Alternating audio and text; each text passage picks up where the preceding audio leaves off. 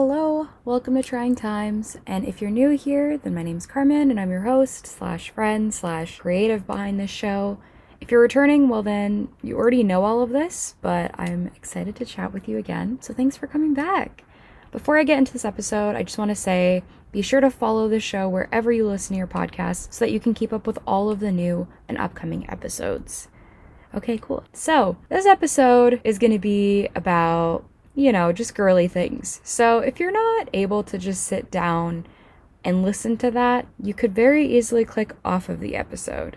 And I won't be offended. It's all good. Or if you're down, then stay put and let's just chat because there's so much I want to cover. So I just kind of want to test this out and see how it goes. I generally think there's so much to learn in life, and a lot of that is definitely not taught in school, especially about the number of disorders that affect many people. And I think thinking back on that now, there were so many things that were not covered or even really vaguely touched upon as a subject in school, whether it be through something like sex ed, things like bringing awareness to mental health, and even just things in phys ed. There's so much that could have been taught, and I think in a way that touches on a different subject that I don't entirely know a whole lot about. I'm not a teacher. I don't know what the curriculum is giving me as rules and regulations, at least here in Canada, or here in Ontario, I should say. It could be very different in America, in a totally different part of the world, a different part of Canada as a whole. I don't know. It could just be very different everywhere. And so that's a different thing that I don't know a whole lot about. But it's something I find myself thinking a lot about, especially lately, because there are so many, obviously, relatives that you'll have, or, family friends, or whatever the case is, who are younger. And I'm sure in brief conversations, you can kind of tell that a lot of what they're learning has changed versus what we learned in school. And it's thankfully to some degree becoming a little bit more informative, a little bit more inclusive, but it's still not really doing the most that it could be, if that makes any sense. They're just kind of grazing the tip of the iceberg, really. And I think there's so much more that they need to talk about. But again, I think that also comes from a degree of if a teacher or anyone who is in an influential position of being someone on a school board is able to, more than able to, I should say, interested in and planning to take action on teaching more things that they feel kids should learn, whether that be at a very young age or in high school, whenever it comes out. It's really a matter of whether they think something is worth talking about. And I feel like there's so many things in the last year that I've experienced and I've talked to with friends about, and we've just kind of been wow, they don't teach us about this in school at all, or they don't talk about this in school at all. And that ranges for so many things, whether it be, things in your personal life, your own health, your finances, the way that you make decisions in the world. Because I do think to some degree, school shapes a lot of the way that we might understand the world, the way that we might approach things in the world, and the way that we might see ourselves in the world. So, I'm 26 years old now. That's just so exciting, and I feel like I've been learning so much about myself as well as the world around me with each and every year that passes. So in this episode specifically, I want to talk about one of the biggest things I've learned, and it may be a bit more personal than the kinds of experiences I normally share on here, but I feel like it could be relatable to a lot of other people as well, so I'm more than willing to share and elaborate. And so what I wanted to talk about on this episode today is a very specific disorder called PMDD, which stands for Premenstrual Dysphoric Disorder.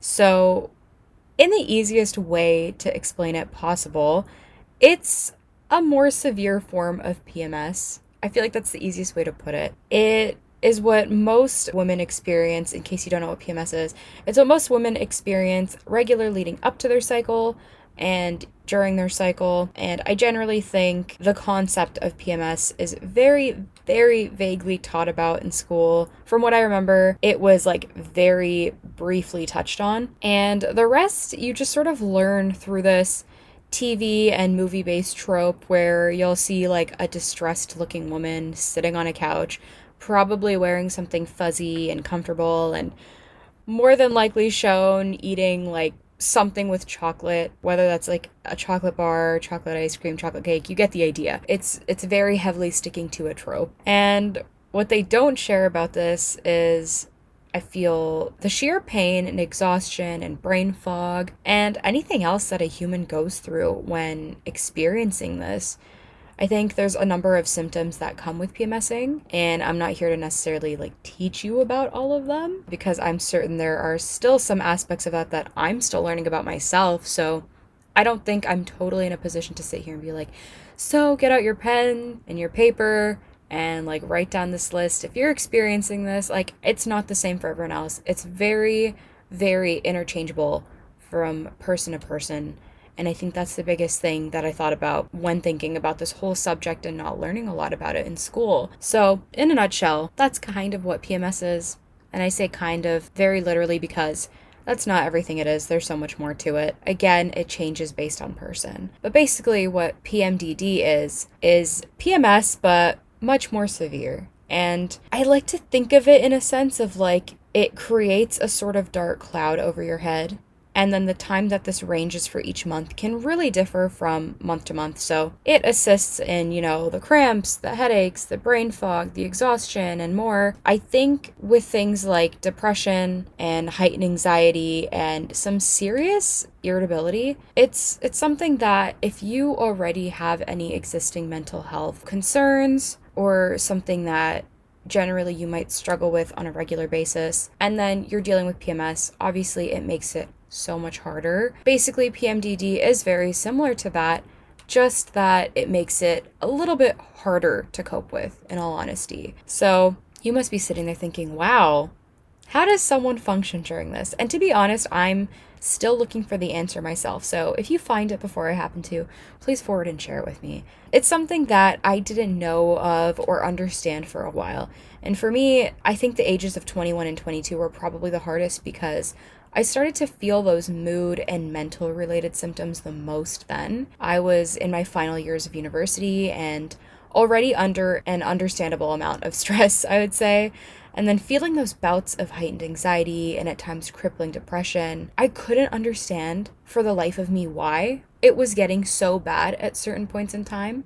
And then on top of that, the irritability just kicked in full force. So on top of being in a pretty bad mood all of the time, if not all the time, most of the time, and a rough mental state, it was almost like I was mad at myself for feeling that way too, because I couldn't make that connection to understand why I felt that way and what was pushing it so hard. So that went on for a while, and I don't think it was until the age of maybe 24 that I'd researched a lot and read a lot and honestly had a lot of conversations where I was able to finally identify what this was that I was feeling and to fully understand that was like a number of things, because it wasn't just a feeling or a crappy day or anything like that.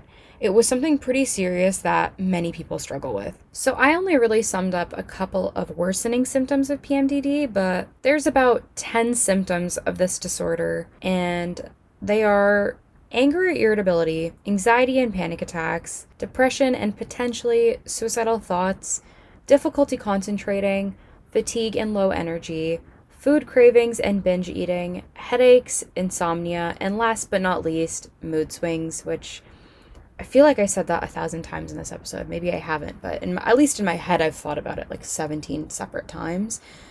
So yeah, that's like a comprised list. It is for real a very packed list that takes and can take such a severe toll on anyone that deals with it. And it often appears just very unprovoked, leaving you to feel quite overwhelmed and frustrated. And I think the general next thought for most people is, how do I deal with this? Or how do you get rid of it? And the biggest thing to know is that there's not really a way to just get rid of it, but rather learning how to simply exist with it, which is not simple at all.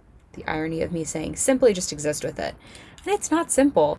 If medicine is an approach that you're content with taking or comfortable in taking, then one of the main and only sources that are made available in terms of that to help ease these symptoms a little would be to take a serotonin reuptake inhibitor. I think I said that right. And I believe the short term for it is like an SRI or SSRI, something of the sort, which in other terms is very similar to the medicine that can be offered to someone if diagnosed with depression or anxiety, and it allows you to feel sort of at ease and in a way a little regulated again. And for some people, this is the absolute right way to go, as it allows them to feel good again or a bit more under control, as this is a disorder that can make you feel rather out of control a lot of the time. And for others, this is not a preferred method. By others, I mean me too. I'm others. I don't prefer to take medication if I don't need to. I prefer to try to do things naturally that could help me to ease any of those symptoms, which for me includes a lot of naturopathic methods and learning about supplements that are able to have a helping hand to some degree in easing that time for me just generally. And on the other hand, I get brutal migraines. So if I need to take something for that, whether that be like Tylenol or Motrin or whatever, then that'll have to do. But otherwise, I like to try doing a little bit more of a natural approach to things, or taking a natural approach to things. And I feel like annoyingly pretentious saying that, and I don't mean it in an annoying way, but more so in a, how can I educate myself about an alternative to managing this type of way. And to be totally honest with you, I'm still learning what helps me versus what doesn't. I think it's sort of a learn as you go type of process with PMDD, like most other things are in life. I think it's sort of a learn as you go type of process with PMDD, like most other things in life. And all I can say is that it's a strong and very stubborn disorder that, much like a lot of other disorders, can feel better sometimes and much worse at other times. But I think before I wrap this up, I just want to ask you a couple questions. Of course, feel free to answer this in your head or out loud, whatever feels right. But question 1, if you've ever heard of PMDD, I just want to know if you've ever heard of that. And if so, do you remember where you heard of it, how old you might have been, that sort of thing.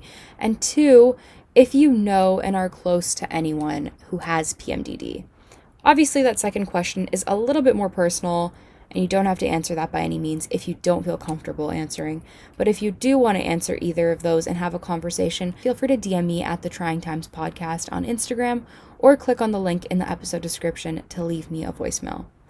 I think this topic is hands down one that needs a lot more conversation around it, alongside so many other topics, of course, and also needs to become a bit more normalized in society, because truth of the matter is that it exists. It affects many people. As much as we are allowed to talk about other medical disorders, this one should definitely be allowed to be shared about too. And yeah, that's it. So if you've listened all the way through here, thank you so much for listening. I really appreciate it a lot, and I hope that you've been able to learn something new today, because we're all just learning here. It's part of the trying times of life, okay? But yeah, that's all for today. We'll chat again soon, okay? Bye, friend.